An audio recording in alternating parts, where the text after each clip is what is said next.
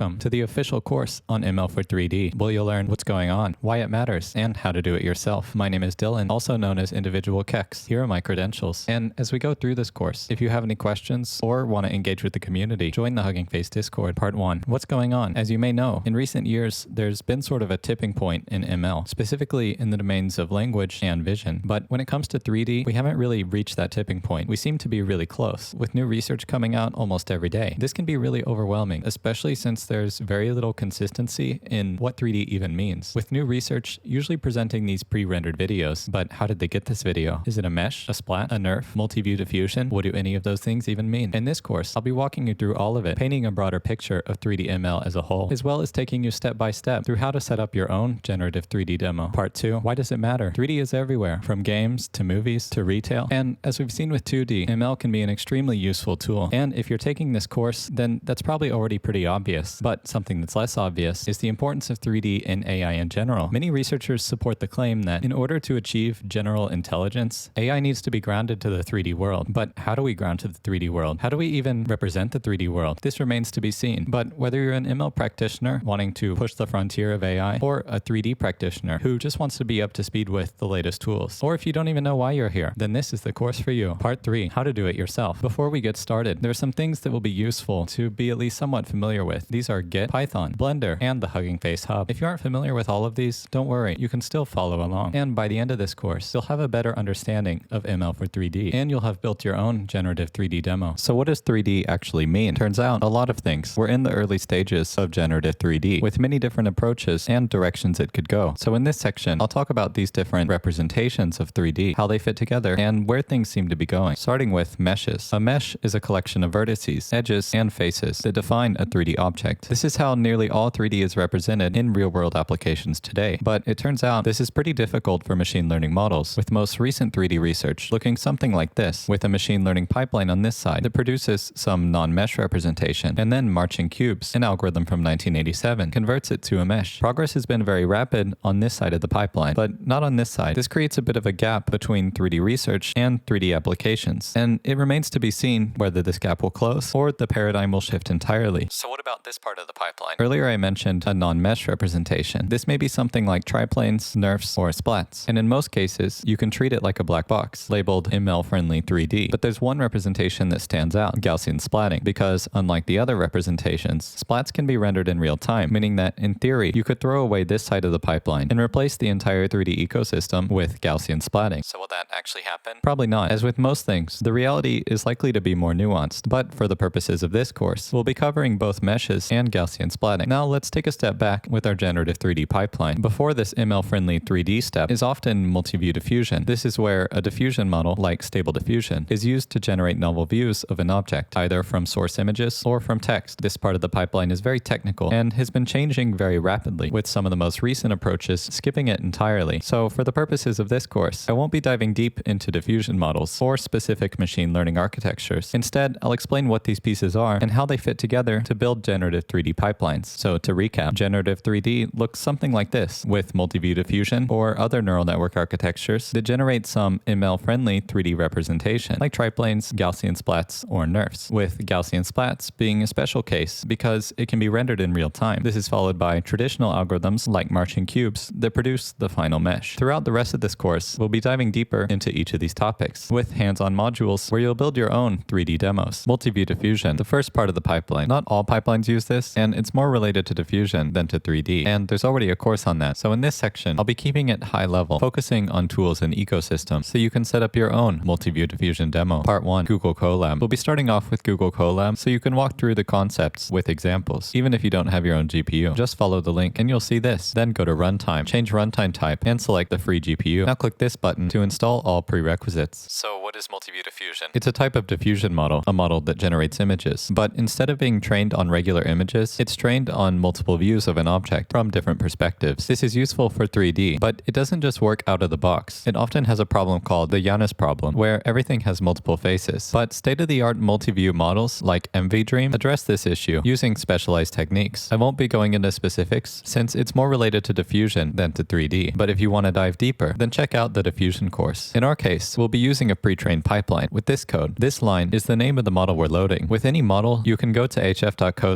slash whatever the name is to see the original. Also, in this case, we need to use a custom pipeline since Diffusers doesn't officially support 3D. Now let's test the pipeline. With this code, we load an image. It's a cat statue. Then with this code, we pass the image into our pipeline. This returns an array of 4 images, then displays them in a grid. Press play. It works. Now what about hosting my own model? Go to hf.co, log in, or create an account. Then go to New, Model. Enter a name like Multiview Diffusion. Click Create. Now using Git, duplicate the Multiview Diffusion model. How? Step 1. Go to your account settings, access tokens, and generate a new access token with write access. When Git asks for your password, use this token. Step 2. Install Git if you don't have it. Then in your terminal, write this to clone the original repository. Step 3. Copy your model URL. Then write this line, replacing the last part with your own model URL. Step 4. Write this to upload your model. And finally, when you refresh your model page, it should look like this. Congratulations. You've uploaded your first model. Now what about a demo? Go back to Colab, replace this model name with your model name, rerun the code. Then in a new code block, import Gradio. Then write this function, which wraps everything we did earlier into one function call. Then call Gradio.interface with our new function, image inputs and image outputs. Launch. Now you can upload any image and generate multi-view images. If you want to host this demo so other people can use it, go back to Hugging Face. Go to New, Space, enter a name. Choose the Gradio Space SDK. Click Create Space. Then you just need to put the code from earlier in a file called app.py. But keep in mind, while CPU spaces are free, this model requires GPU, which you have to pay for. Alternatively, go to this demo to try it out for free and view the source files. And if you have your own GPU, you can clone it and run it locally for free. Recap, Multiview Diffusion. It generates multi-view images. This is a building block of many 3D pipelines, but not all of them. The important thing to remember here isn't Multiview Diffusion specifically, but the Hugging Face ecosystem. Generative 3D is changing really fast, especially in this part of the pipeline. And the easiest way to keep up is with these open source tools, which we'll be coming back to later, because in the next part, we'll be diving into something specific, Gaussian Splatting. Let's take a step back and look at the generative 3D pipeline as a whole. After Multiview Diffusion comes ML-friendly 3D. This is some non-mesh representation of 3D that's easy for AI to handle. In the current research ecosystem, this can be a lot of different things. Gaussian Splatting, triplanes, nerfs, and it's all changing very rapidly. So like in the case of Multiview Diffusion, you can treat this as a black box using pre-trained models from Hugging Face. But in this unit, I'll be diving deeper into one of these, Gaussian Splatting. The reason I'm diving deeper into this is that unlike the other non-mesh representations, splats can be rendered in real time, making them suitable for end-to-end 3D applications, where everything is AI compatible. So what's Gaussian Splatting? It's a differentiable rasterization technique. A what? Differentiable is a fancy way to say AI compatible, and rasterization means taking data and drawing it on the screen. Rasterization is already really common, usually in the form of triangle rasterization, where 3D geometry data is converted to 2D pixel data and drawn on the screen. That's how meshes are usually rendered, but triangle rasterization isn't very AI compatible. Why? Because it includes discrete decisions, like whether a pixel is inside or outside the triangle. Neural networks don't like discrete decisions. They want everything to be fuzzy and continuous, or in other words, differentiable. So Gaussian splatting is a differentiable rasterization technique, but how does it actually work? Splats are composed of points, millions of them, where each point consists of 4 parameters: position, covariance, color, and alpha. Or in other words, where is it, how it's stretched, what color it is, and how transparent it is. Then to rasterize a splat, take all the points, project them into 2D, then for every pixel, sample every point, and calculate its contribution to that pixel. This means that in theory, every point contributes to every pixel. That sounds really inefficient. It is, but that's okay, because it's differentiable. And in practice, this is optimized with a tile-based rendering approach, which makes it a lot faster. Also, if you're not training a model, it doesn't need to be differentiable, so you can just treat every point as an instance quad and render it with traditional rendering techniques. This is how all the web viewers work. Now for training, or producing the splats. The original paper uses a traditional algorithm called structure from motion to get the starting points. These points are then rasterized using Gaussian splatting. Then the result image is compared to the original image to compute loss. Then gradient descent is used to adjust the point values, position, covariance, color, and opacity, until the rasterized images are close to the original images. They also use heuristics to automatically add and remove points as needed. This approach is suitable for learning a single scene, but the concepts also generalize to more complex models, like neural networks, as is the case in the research project LGM, which we'll be using in the next section to build our own generative 3D demo. Start by installing the required libraries. Then, just like before, create a multi-view diffusion pipeline, since this is the first step of LGM. Then, for the next step, create a splat pipeline. This generates a splat given multi-view images. Then, just like before, load an input image, the classic cat statue. And finally, pass the image through the multi-view diffusion pipeline, then through the splat pipeline. This results in a matrix of splat data that can be saved with splatpipeline.savePOY. Download it. Congratulations. Now you have a POY file, which can be viewed with a simple viewer like Model 3D, or a more complex editor like Gsplat editor, where you can fix the rotation and convert it to a more lightweight format like .splat. Recap: Gaussian splatting is a differentiable rasterization technique, meaning ML-friendly 3D that can be rendered in real time. It's used in generative 3D pipelines like LGM, and if we take a step back and look at generative 3D as a whole, Gaussian splatting fits in this intermediate step, ML-friendly 3D, alongside other options like triplanes. While this can be rendered directly, for most real-world applications today, there's one more step, which we'll cover in the next unit: meshes. Meshes. At the beginning of this course, I said that progress has been pretty slow when it comes to meshes, relying on a traditional algorithm called marching cubes to convert intermediate representations to dense meshes. This is no longer the full story, with new work emerging that produces low poly meshes, which I'll talk about later. But first, marching cubes. Marching cubes is an algorithm that converts a volumetric representation to a dense mesh. A volumetric representation being one where you can sample a point in 3D space and get its density. This applies to nerfs, splats, and triplanes. The way marching cubes works is divide the space into voxels. Then for every voxel, sample the 8 vertex positions at the corners of the voxel. Each of these will either be on or off, depending on whether the sample density is above some threshold. There are 256 possible combinations, each of which maps to some triangle configuration. So to generate a mesh, we just march through every voxel and apply its corresponding triangle configuration. Easy. So what's the issue? The result is very rough and dense. This has been improved by methods like flexicubes, a differentiable technique that moves the vertices, creating a smoother surface. This is the approach used by Instant Mesh, the current state-of-the-art in image to 3D. But even though it's smooth, the topology is still really dense, which isn't suitable for production applications like games. Fortunately, new solutions have emerged. Mesh Anything is a recent research project that converts dense meshes to clean low poly meshes. This approach is based on a technique originally introduced in Mesh GPT, where a VQ-VAE is trained to encode dense mesh data to a discrete latent representation. Then an autoregressive transformer is trained to generate an output mesh. Another way to think about this is kind of like a language model, but instead of generating words, it generates triangles. There's a demo you can try for free. So has generative 3D reached a tipping point where it can be incorporated into 3D workflows? Not yet. It still has a ways to go. However, the fact that it's differentiable is a major step toward practical application, being capable of context awareness, such as the shape of the mesh and how it may be rigged and animated. This opens the door to a new generation of topology tools in the near future. Recap: marching cubes is a traditional algorithm that converts volumetric representations to dense meshes. These are mostly unusable in production, but Mesh Anything was just released, which converts these to clean low poly meshes using a differentiable approach. Now let's take a step back and look at the generative 3D pipeline as a whole. Meshes are the final step, which means we're done. But wait, there's still one more section, Capstone, where you'll put it all together to build your own generative 3D demo. Capstone. Welcome to the final unit, where you'll put everything together to build your own generative 3D demo. Here's how it'll work. Step 1. Host your own model. This can be something you built yourself or copied from an open source model. Just make sure it has a model card with the image to 3D pipeline tag. Step 2. Host your own space. It should convert images to either meshes or splats and have a README with a link to your model. Step 3. Fill out this form with a link to your model and space. Then after manual verification, you'll receive a certificate. If you aren't sure how to get started, I'll walk you step by step through how to set up an LGM-based demo. Step 1. Go to the Hugging Face repo duplicator. Step 2. Generate a write token in your account settings. Copy it into the token field. Then in the source repo field, enter this. Then in the destination repo field, enter your username / whatever name you want, like LGM. Click submit. You should see a link in the top right. Find your repo here. That's it for the model. Now for the space. Go to the LGM tiny space. Click duplicate space. Choose free hardware. Then click on files, app.py. Then edit. Replace these two model paths with your model path. Click commit changes. That's it. But wait, it doesn't actually run. That's because it requires a GPU. You have a few options. Option 1, run it in the notebook. Link in description. Option 2, run locally. This will require a decent GPU. Instructions in the notebook. Option 3, if you're building something cool, apply for a community GPU grant in your space settings. Option 4, run via API. This gives you no control over the model, but if you want to focus on UI UX and downstream applications, this is a good option. Instructions in the notebook. Now what? Congratulations, you've completed the ML for 3D course. This has been a high-level overview of what's going on at the intersection of machine learning and 3D. If you'd like to dive deeper into any of these topics, I recommend going straight to the source of open source projects like Instant Mesh. This is all moving very fast, so for now, that's pretty much your only option. But stay tuned for more information, and thank you for participating in the ML for 3D course.